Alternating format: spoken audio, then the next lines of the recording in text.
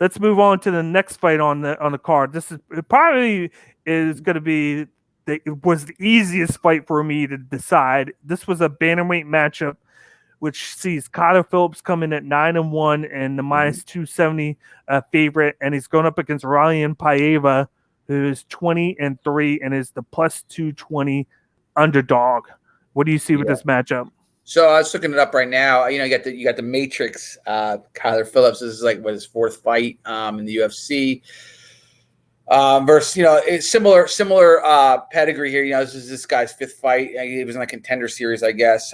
He lost to Kara France, who people love on Twitter, by the way. I got Kyler Phillips here. He's a pretty big favorite. 9-1. So looking at his stuff, he has a couple finishes, but he looks like he goes to decision a lot. So I'll go 3-0 him, Kyler Phillips, by decision. This is the easiest one for you, so I can't wait to hear what you got to say. Oh, yeah. First, I got the notes right here. You got Kyler Phillips. He can be pressured up on the fence. That's one thing to knock against him. He has the karate background / stance, and he has great striking. His movement is crisp, and he likes to go in and out with it. He usually dictates the pace in his fights, and he likes to throw blitz one and twos a lot. He likes to throw spinning kicks and use the leg speed to attack his opponents first. In the takedown game, Kyler likes to go for the double leg takedown, and when on top, he has smooth transition into ground and pound. He has top-notch stand-up, and he has a great Brazilian jiu-jitsu game. Then you got Raulian Paiva, who likes to walk his opponents down and walk on his front foot. His movement tends to be predictable, and he uses the walk-ups to set up his shots.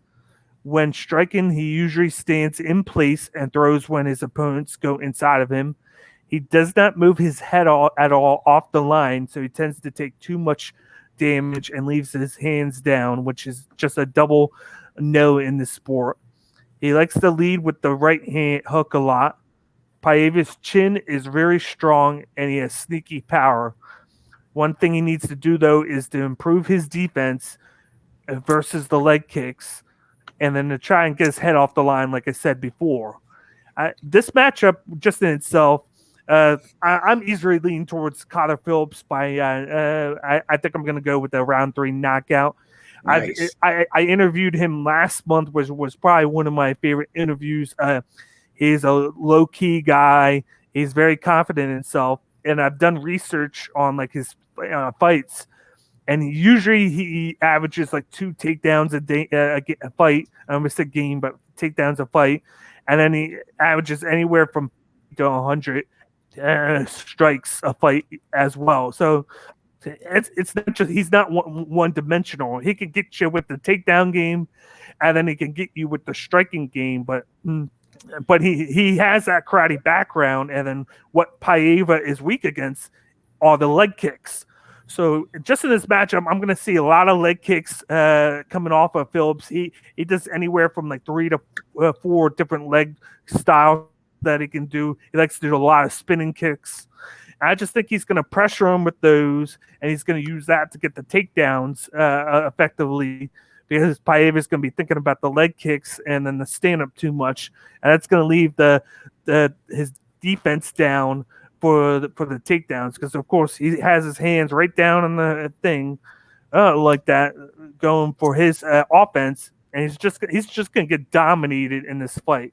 And if he doesn't get that round 3 knockout, it's going to be easy 3-0 victory for the Matrix.